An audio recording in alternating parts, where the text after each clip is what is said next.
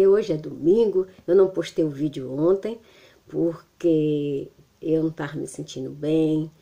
Eu tive uma semana muito difícil e aí eu não tinha coragem para nada. Eu fiquei desanimada, estava muito cansada também. Eu estou muito cansada, gente. Eu ando muito, muito mesmo. Então, eu estou muito cansada, eu estou um pouquinho, me perdoe. Oi.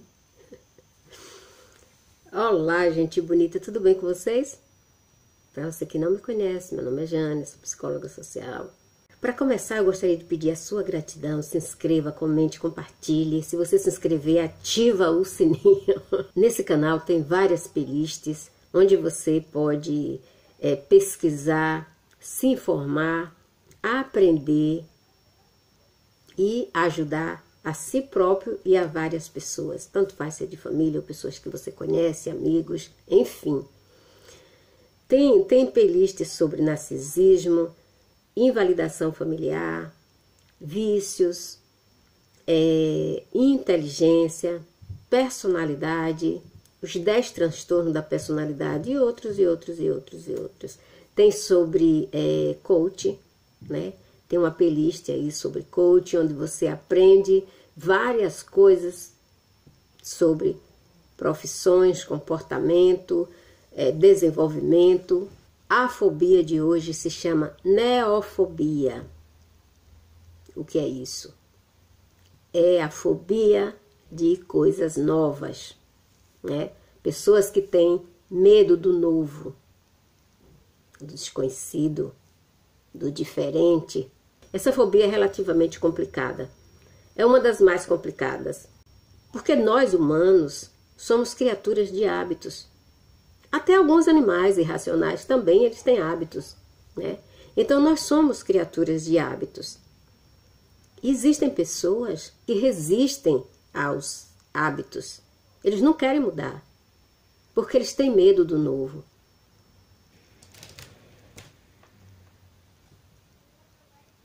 Então, é o sol, gente, olha que lindo. Deixa eu fechar aqui a cortina.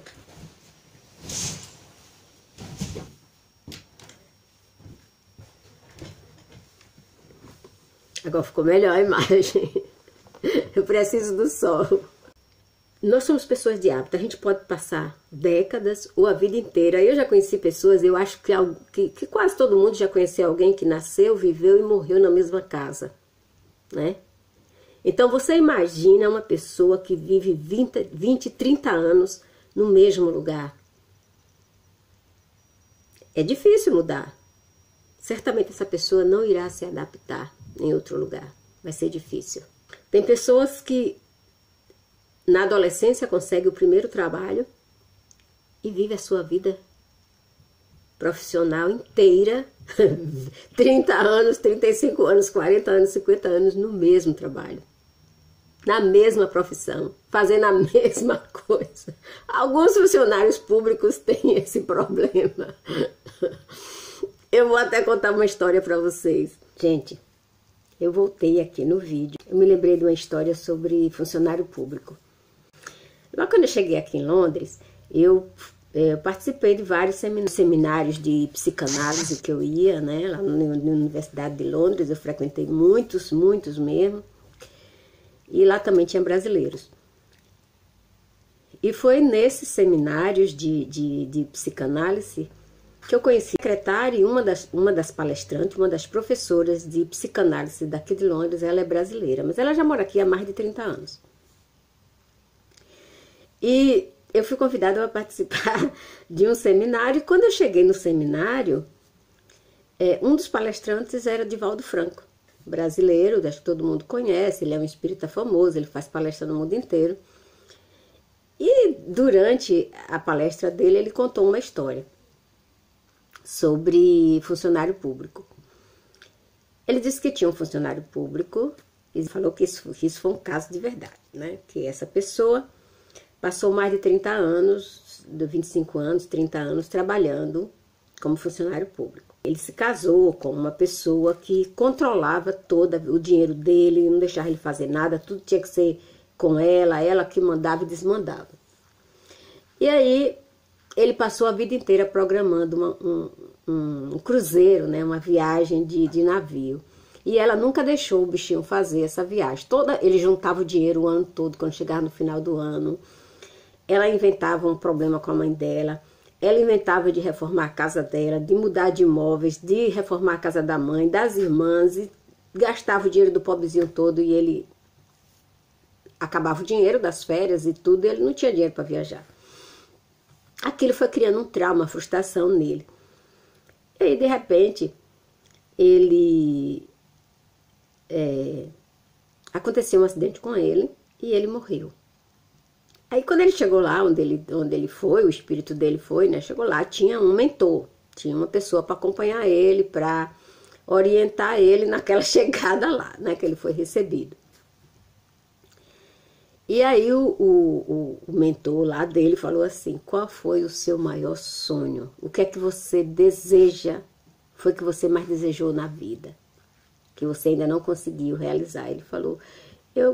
ele não entendia ainda que ele tinha morrido, ele não tinha ainda caído a ficha que ele tinha morrido. Aí ele falou: meu maior sonho é fazer um cruzeiro, porque a minha mulher não deixa, ela não vai deixar, ela sempre arranja um jeito de gastar o dinheiro e ela não vai deixar, e eu não tenho dinheiro. Ele falou: pois eu vou te presentear com isso. Levou ele para um navio, um cruzeiro. E ele chegou lá, ele enlouqueceu, ele nunca tinha fumado, fumou, nunca tinha bebido, bebeu, nunca tinha dançado com ninguém, não sei com a mulher, dançou com todo mundo, fez tudo que bem quis. Vestiu aquelas camisas bem, ele disse que tinha vontade de vestir aquelas camisas tipo turista americano, né, bem colorida e tudo. Era o sonho dele, era o sonho dele. E ele realizou, e tomava banho na piscina e tudo. E ele conversava com as pessoas, mas ninguém respondia. Aí ele foi lá no mentor, ele ficou curioso. Aí falou assim: por que as pessoas não respondem? Por que as pessoas não conversam comigo? Eu falo com elas, elas fingem que não estão me vendo. Aí o mentor falou: porque elas realmente não estão lhe vendo. Como assim? Eu falei: porque você está morto. Aí ele falou: eu estou morto? Pois é. Porque se você tivesse vivo, a sua mulher não ia deixar você fazer nada disso. Então eu quis realizar antes de você ir cumprir sua missão para ajudar outras pessoas e tal. Antes de você ser espiritualizado, eu quis lhe dar esse presente. E ele ficou assim, né? Ficou triste. E que ele não queria morrer, ele queria fazer tudo aquilo que ele tinha vontade mais vivo. E aí ele falou: não adianta, você pode conversar com essas pessoas, você é transparente, você está vestindo essas roupas aí, mas você não precisa usar, porque ninguém lhe vê, ninguém sabe. Foi assim que o pobrezinho do funcionário público, coitado, realizou o sonho dele, mas ele já não estava aqui, foi só o espírito que realizou. E foi assim, né? Então ele se livrou da mulher, mas a mulher era narcisista. Ele não disse que a mulher do cara era narcisista, eu que estou dizendo. Ele disse que a mulher era manipuladora, controladora e que prejudicou a vida dele inteiro, porque ela não deixava ele fazer nada. Ele nunca realizou nenhum sonho dele, mas ela realizou todos os delas e da família dela. Isso aqui é a verdadeira narcisista.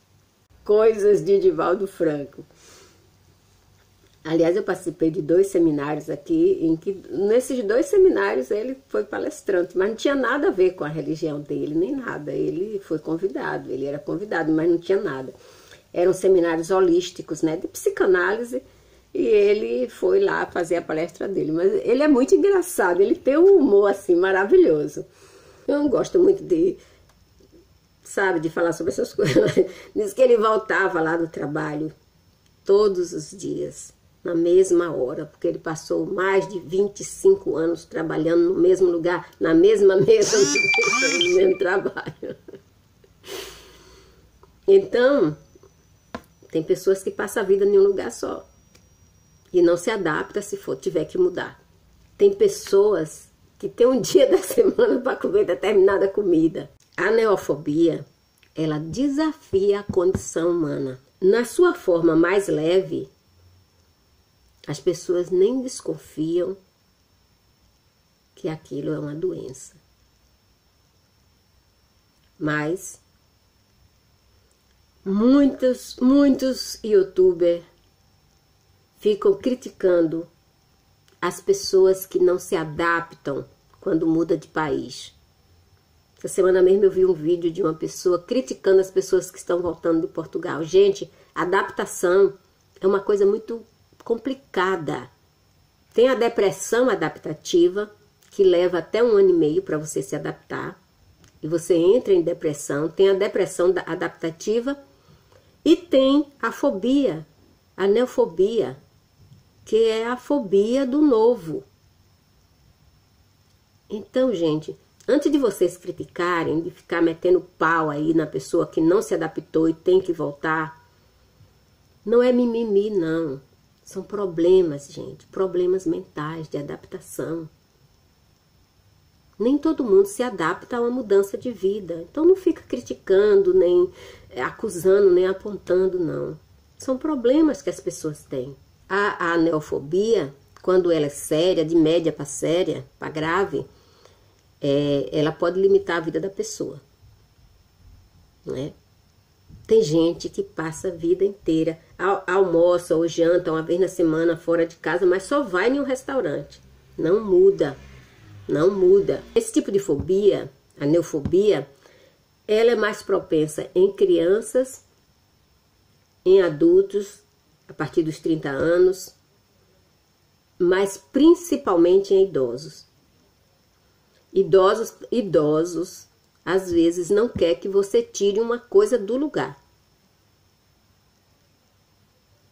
Não quer. Porque ela tem medo que você mova aquilo do lugar e ela não sabe onde ela vai encontrar. E aquilo dá pânico, ela entra em pânico. Quanto mais a pessoa idosa apresenta efeitos da idade, mais neofobias ela tem. Mais a neofobia, se ela sofre, vai piorar. Então, por isso, ela deve ser tratada. E se você tem idosos, saia com ele, visite lugares diferentes, viaje, leve eles para viagem, tudo. Isso é importante, para ele não ficar limitado naquela rotina.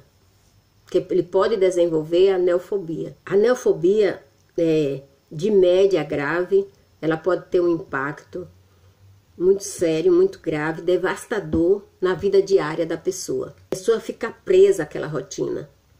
E se a pessoa sair daquela rotina, ela entra em desespero, ela entra em pânico.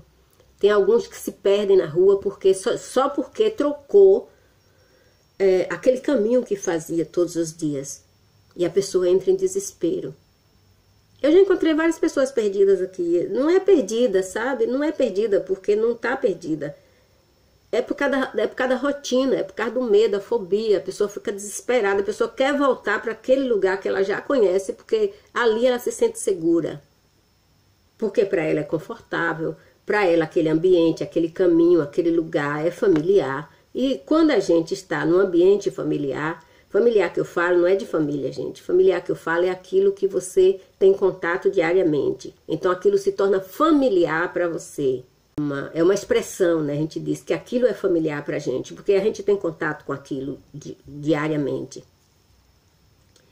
Então a pessoa se sente seguro, porque a pessoa conhece aquilo detalhadamente. Então, porque aquilo, aquela rotina não traz nenhum impacto social para aquela pessoa. E a mente se acostuma.